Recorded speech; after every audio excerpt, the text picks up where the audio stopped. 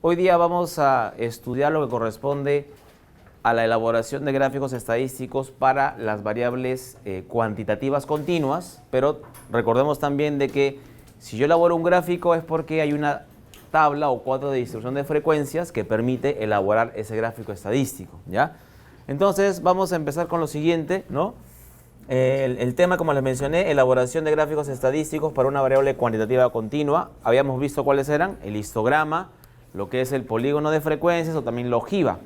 Son gráficos estadísticos que corresponden a variables cuantitativas continuas, ¿ya?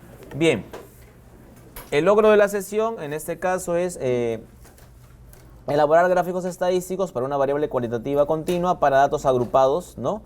Y también interpretar los resultados obtenidos, ¿correcto?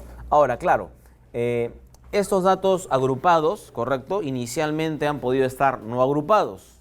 Y por un método de agrupación que vamos a aprender hoy día, por ejemplo, vamos a poder agrupar esos datos, ¿ya? Y luego ya elaborar el cuadro de distribución de frecuencias y también el gráfico estadístico correspondiente.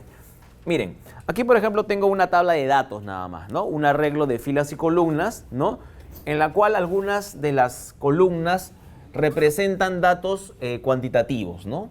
Temas aquí de presión, ¿no? O sea, valores ya numéricos, pero también que se obtienen por medición. Por ejemplo, el nivel de colesterol también, ¿no? Es un valor, por más que se presente entero, ya eso no implica que sea discreto. Es continuo porque también se obtiene por medición, más no por conteo, ¿correcto? Entonces, tenemos esta tabla que nos presentan datos cuantitativos continuos. Bien.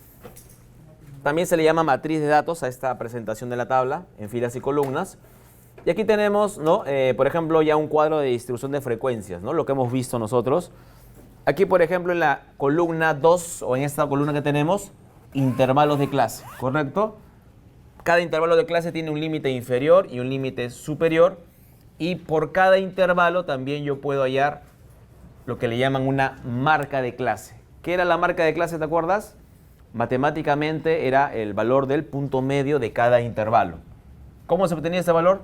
¿Recuerdas? Era la semisuma de los límites. O sea, 33.34 resulta de la suma de 33.10 más ese valor de aquí entre 2, ¿no? Por ejemplo, como repasando. Este x1, que es la marca de clase del primer intervalo, resulta de la suma de 33.10 más ¿cuánto? 33.78 entre 2. ¿Recuerdas cómo se le llamaba al término que tenías aquí? Este era el límite inferior o superior. Inferior, muy bien. Y este de aquí era el límite, muy bien, superior. Perfecto, de acuerdo. Lo demás ha sido completar la tabla, ¿no? La frecuencia absoluta, la relativa expresada como porcentaje, la acumulada en este caso, y también tenemos la proporción acumulada, pero en este caso en decimal. Esta parte ya en este caso te han dado la tabla, ¿correcto? ¿Sí? Y con la tabla dada yo podría elaborar gráficos, que es lo que vamos a ver ahora. Bien, entonces, el primer gráfico que les presento, ¿cuál es? Es el histograma. El histograma es un gráfico estadístico que nos permite representar gráficamente valores de variables cuantitativas continuas. Vamos a subir un poco más la proyección para que se noten algunos valores. Ya está.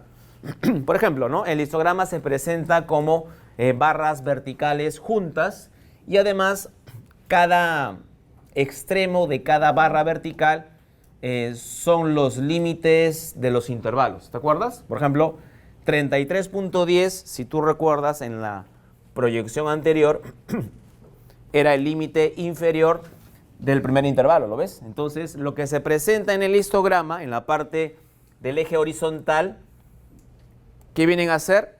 Los valores inferiores y superiores de cada uno de los intervalos hasta completarlos.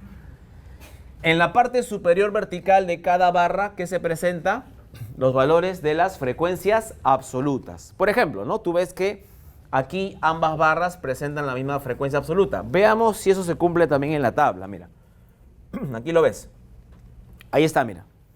Tienes 11 y 11, ¿te das cuenta? Entonces, los valores o los techos, si quieres llamarlo la parte superior de cada barra vertical, es el valor de la frecuencia absoluta. Lo que ves aquí, esos valores de aquí, se han representado, ¿no? Aquí.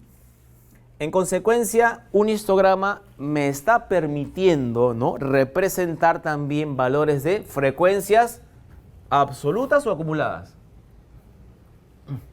¿Qué representa? Según lo que les estoy explicando. Absolutas, claro que sí. Ahora, entonces, lo que se está presentando en la parte superior de cada barra vertical son valores de frecuencias absolutas. Muy bien. Veamos ahora lo que es el polígono de frecuencias, ¿no? Como su nombre lo dice, un polígono es una figura, en este caso, ¿no?, determinada por esta línea negra, por ejemplo, ¿no?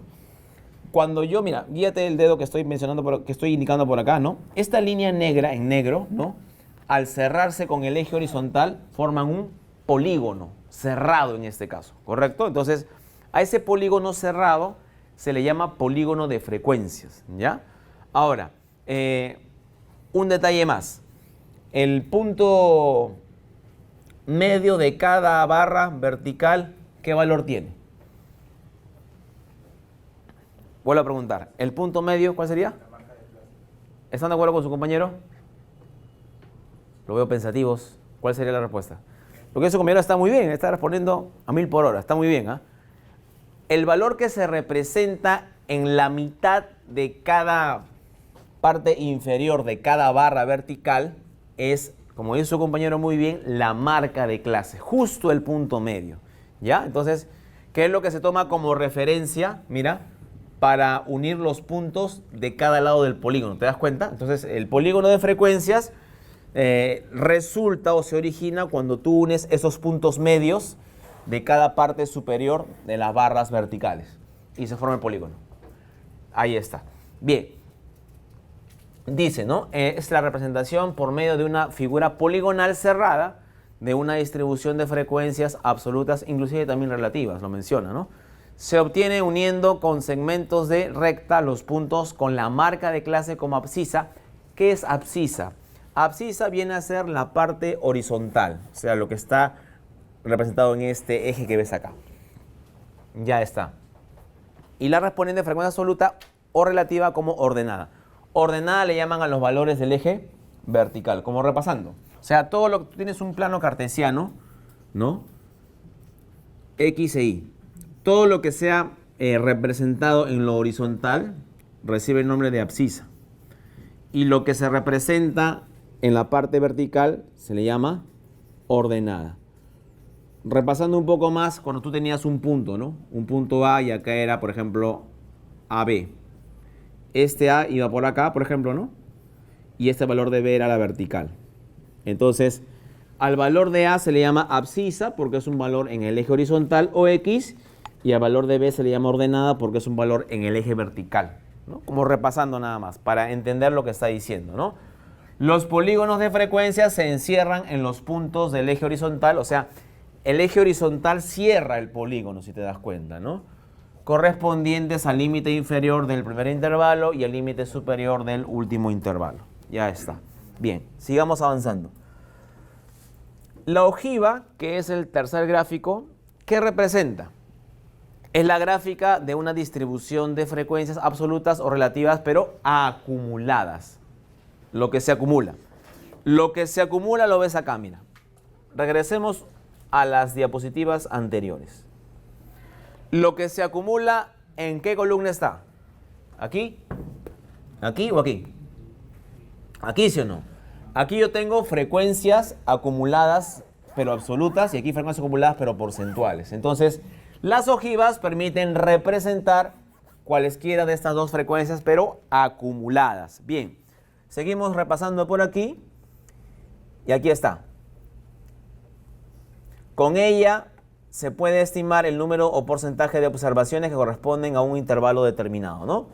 Se obtiene uniendo los segmentos de recta, los puntos con el límite superior de cada intervalo como abscisa y la frecuencia acumulada respectiva como ordenada. Bien, la ojiva parte del punto que tiene como abscisa el límite inferior del primer intervalo y a cero, ¿no? Aquí, por ejemplo, tú ves una gráfica creciente, porque te acuerdas que la frecuencia acumulada aumenta hasta el número total de datos. Por eso es creciente, ¿no? Esa es la razón. No hay pico hacia abajo y luego sube, no. O sea, va creciendo. Bien.